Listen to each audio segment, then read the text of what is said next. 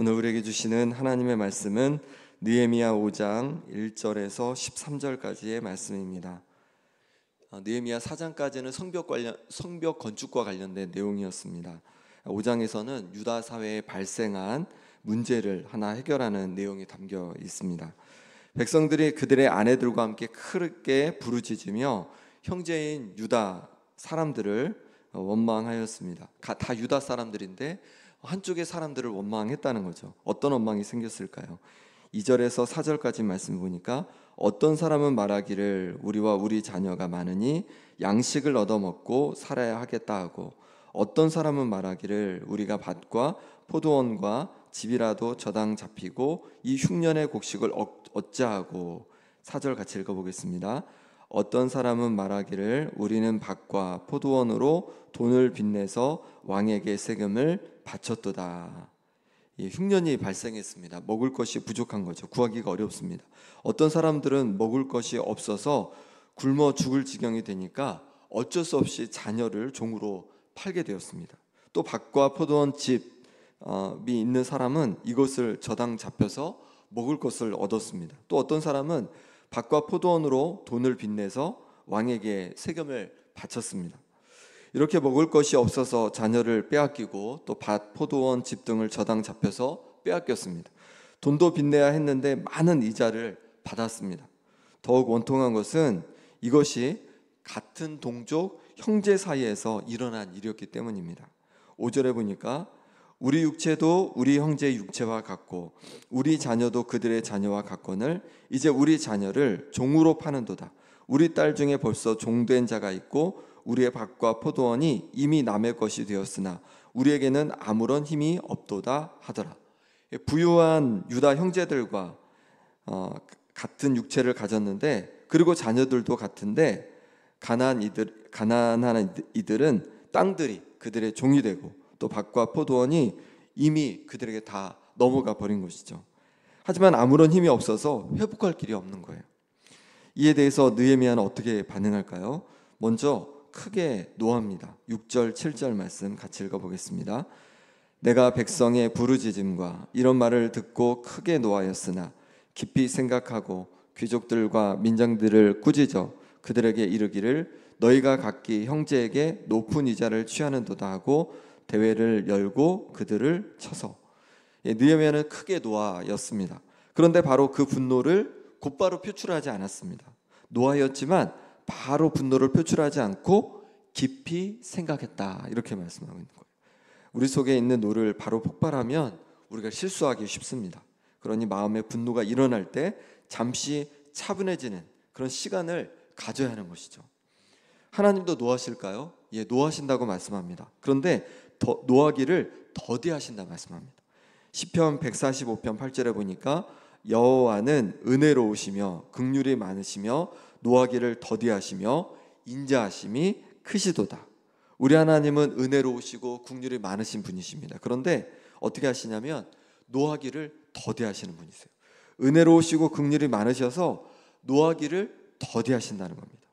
우리도 분노의 감정을 가질 수 있습니다. 그런데 그 분노를 표출하는 것을 좀 더디게 하는 것이 지혜로운 사람이고 하나님을 닮은 모습이라는 겁니다. 잠언 15장 18절에도 분을 쉽게 내는 자는 다툼을 일으켜도 노하기를 더디하는 자는 시비를 그치게 하느니라 말씀합니다. 분을 쉽게 내는 자는요, 다툼을 일으킨다는 거예요. 이런 사람이 가는 곳마다 뭔가 문제가 자꾸만 일어난다는 거죠. 하지만 노하기를 더디하는 사람은 시비를 그치게 한다는 겁니다. 시비가 붙어도 노하기를 더디하면 시비가 잠잠해질 수 있다는 거예요. 잘 해결해 나갈 수 있다는 겁니다. 잠언 14장 29절에도 노하기를 더디하는 자는 크게 명철하여도 마음이 조급한 자는 어리석음을 나타내느니라. 마음이 조급하여서 이렇게 바로 분노를 표출하는 자는 어리석은 자라고 말씀하고 있는 거예요. 왜냐하면 전후 좌우를 잘못 살펴서 실수할 수 있기 때문에 그렇습니다. 반면에 노하기를 더디하는 사람은 명철하다고 얘기를 하는 거예요. 왜냐하면 전후 좌우를 잘 살펴서 바른 선택을, 바른 반응을 할 수 있기 때문에 그렇습니다. 그러니 하나님처럼 또 느헤미야처럼 잠언의 말씀처럼 노하기를 더디하는 우리 성도님들 되시기를 소망합니다. 느헤미야는 마음에 분노가 일어났으나 깊이 생각했습니다. 그리고 이건 그냥 넘어갈 문제가 아니라 공적으로 해결해야 할 문제임을 확신했습니다. 그래서 대회를 열어서 주로 이런 일을 한 귀족들과 민장들을 꾸짖었습니다. 8절 말씀 같이 읽어보겠습니다. 그들에게 이르기를 우리는 이방인의 손에 팔린 우리 형제 유다 사람들을 우리의 힘을 다하여 도로 찾았거늘 너희는 너희 형제를 팔고자 하느냐 더구나 우리의 손에 팔리게 하겠느냐 하며 그들이 잠잠하여 말이 없기로. 유대인들은 바벨론에 의해서 포로가 되었습니다. 그래서 70년 동안이나 포로 생활을 하였습니다. 그러다가 이제 돌아오게 되었는데 이제 같은 유다 동족인 형제들이 같은 형제를 파는 거예요. 그 딸들을 종으로 데려가는 겁니다. 같이 종이 되어 보았으면서 어떻게 형제를 종으로 삼을 수 있냐라는 거죠. 동병상련이라고 합니다. 서로 같은 병을 겪은 이들은 서로의 마음을 가련히 여기고 국률이 여기는 마음이 생긴다는 거예요. 서로를 잘 아니까 그런 거죠. 그런데 부유한 유다 백성들은 같이 포로 생활을 해봤으면서도 자신의 동족을 국률이 여기지 않고 총으로 삼아버린 겁니다. 우리는 어떻습니까? 우리도 부유해지고 힘이 생긴 후에 가난하고 힘이 없던 시절을 기억하지 못하는 것은 아닙니까? 우리가 힘들었던 시절을 기억해 보시기 바랍니다. 우리가 아팠던 시간을 기억해 보시기 바랍니다. 그리고 국률의 마음으로 함께하는 마음으로 우리가 서로를 대할 수 있기를 소망합니다. 느헤미야는 특히 하나님을 경외하라고 합니다. 9절 말씀에 내가 또 이르기를 너희의 소행이 좋지 못하도다. 우리의 대적 이방 사람의 비방을 생각하고 우리 하나님을 경외하는 가운데 행할 것이 아니냐. 느헤미야는 이들의 소행이 좋지 못한 것이라고 합니다. 이것은 이방 대적들에게 비방거리가 되는 것이고 하나님을 경외하는 모습이 아니라는 거예요. 사람을 무시하고 함부로 대하는 것은 하나님을 경외하는 바른 모습이 아니라는 겁니다. 그렇습니다. 사람을 함부로 대하는 것은 하나님께서 싫어하시는 것입니다. 하나님 앞에서 우리가 살아가는 것을 안다면 우리는 사람을 함부로 대해서는 안 되는 것이죠. 하나님은 우주를 창조하실 때 하나님의 형상을 우리를 창조하실 때 하나님의 형상을 담아 창조하셨습니다. 그러니 우리 모두에게 하나님의 형상이 담겨 있습니다. 하나님의 형상이 담긴 존귀한 존재입니다. 그러니 서로를 향해서 존귀하게 대할 수 있는 우리가 되길 바랍니다. 더군다나 우리는 누굽니까? 하나님의 자녀입니다. 그러니 우리가 서로를 함부로 대하는 것은 아버지 되신 하나님의 마음을 아프게 해드릴 수 있는 것이 됩니다. 서로를 향해서 우리가 존귀하게 여길 수 있기를 소망합니다.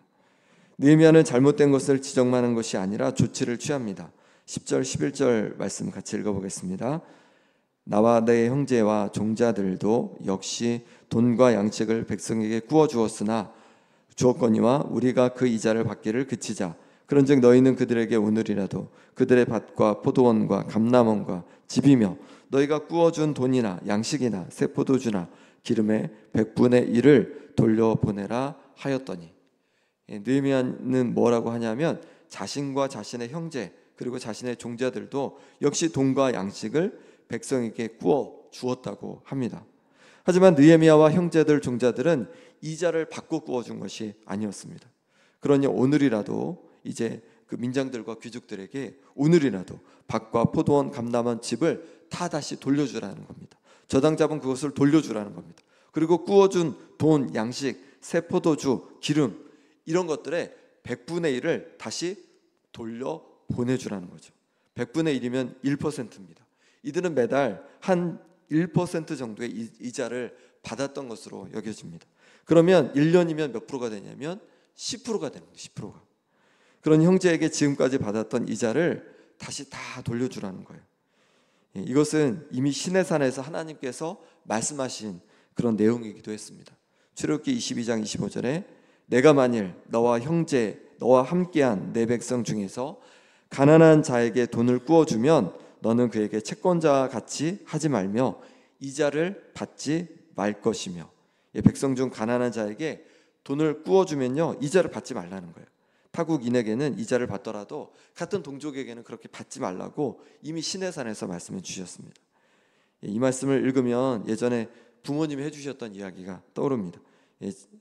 제 집은 제가 살던 집은 가게집 하나 없는 집이었는데 그런 동네였는데 이제 부모님이 자녀들을 키우다 보니까 막 너무 힘들고 어렵잖아요. 그래서 동네 분한테 이제 돈을 빌리게 된 거예요. 근데 그 동네 분이 이자를 하나도 받지 않고 빌려준 거예요. 그래서 그것이 너무 감사하니까 어떻게 하냐면 제가 잘할 때 계속 얘기하시는 거예요. 그분들이 저 이제 면 소재지에서 식료품 가게를 했거든요. 지나갈 때마다 얘기하시는 거예요. 저분들이 이자를 받지 않고 그렇게 돈을 빌려주어서 힘들 때 잘 보낼 수 있게 되었다고 막 그렇게 계속 얘기하셨던 기억이 납니다. 예, 그러니까 우리는 어떻게 하면 좋겠습니까? 돈을 잘 꾸어줘야겠죠. 예, 근데 이건 우리 형제간에, 우리 교회 안에서 돈을 거래하는 것은 문제가 될 수 있습니다. 그것 때문에 많이 시험 들고 어려움을 당하는 경우가 많더라고요. 이자를 주던 안 주던 이게 많은 문제가 되더라고요. 지금은 은행이 있으니까 은행에서 돈을 빌리고 또 어려운 형제들이 있다면 우리가 그냥 뭔가 꾸어주는 것이 아니라 우리가 할 수 있는 만큼 이렇게 그들을 도와주고 섬겨주는 것이 훨씬 더 덕이 될 것 같습니다. 느헤미야는 이처럼 이들이 한 형제인 것을 일깨워주면서 백성들의 울부짖음을 해결해 주었습니다. 그들의 삶의 터전을 돌려주었습니다. 우리도 예수님 안에서 우리가 한 형제 한 자매인 것을 기억하면 좋겠습니다. 느헤미야의 말을 부유한 유대인들이 받아들이고 이제 어떻게 하냐면 실행합니다. 마지막으로 12절 말씀 같이 읽어보겠습니다. 그들이 말하기를 우리가 당신의 말씀대로 행하여 돌려보내고 그들에게 아무것도 요구하지 아니하리이다 하기로 내가 제사장들을 불러 그들에게 그 말대로 행하겠다고 맹세하게 하고. 회개는 이런 것이죠. 말로만 하는 것이 아니라 삶으로 회개하는 겁니다. 우리에게 이런 회개의 은혜가 있기를 소망합니다. 하나님의 말씀을 들으면 내가 돌이켜야 할 것이 무엇인지를 살펴서 돌이키는 거예요. 삶을 바꾸어 가는 겁니다. 그때 그것이 진정한 회개고 그때 그 말씀에 우리가 능력을 경험하게 되는 겁니다. 그때 우리의 삶이 변화되고 그 모습을 통해서 많은 이들이 또 주님 앞에 나오는 그런 역사가 일어날 줄 믿습니다. 함께 이 시간 기도하겠습니다. 이 시간 기도하실 때 함께한 성도들을 우리가 존귀하게 여기고 존귀하게 대하겠습니다. 또 만나는 사람들을 하나님의 형상이 담긴 이들로 여기고 존귀하게 대하겠습니다 라고 결단하며 기도하기 원하고, 또 말씀 앞에 늘 나를 돌아보고 회개하고 돌이키는 내 삶이 되게 하여 주옵소서. 그래서 더 거룩해지게 도와주시고 더욱 하나님께 영광 돌리는 내 삶으로 인도하여 주옵소서. 기도해 주시기 바랍니다. 오늘 또 귀한 주일 예배를 위해서 기도해 주시고 또 재직회를 위해서 기도해 주시고 또 픽텍 항존직 또 교육이 있습니다. 저들이 하나님의 일꾼으로 온전히 세워지게 주님 인도하여 주시라고 잘 양육되고 준비되어서 하나님의 선한 일꾼들로 세워지도록 함께 기도해 주시기 바랍니다. 아픈 환우들을 위해 기도하실 때 박부규 장로님, 또 정봉열 권사님, 김명동 집사님, 김봉자 권사님, 신영철 집사님, 김남인 집사님, 유광순 권사님 회복을 주시도록 기도해 주시고, 물질과 사업에 어려움이 있는 성도들을 위해서 또 관계 어려움이 있는 성도들을 위해서 이 시간 우리 함께 기도하겠습니다. 하나님 아버지, 이 시간에 주님 우리에게 말씀해 주시니 감사합니다.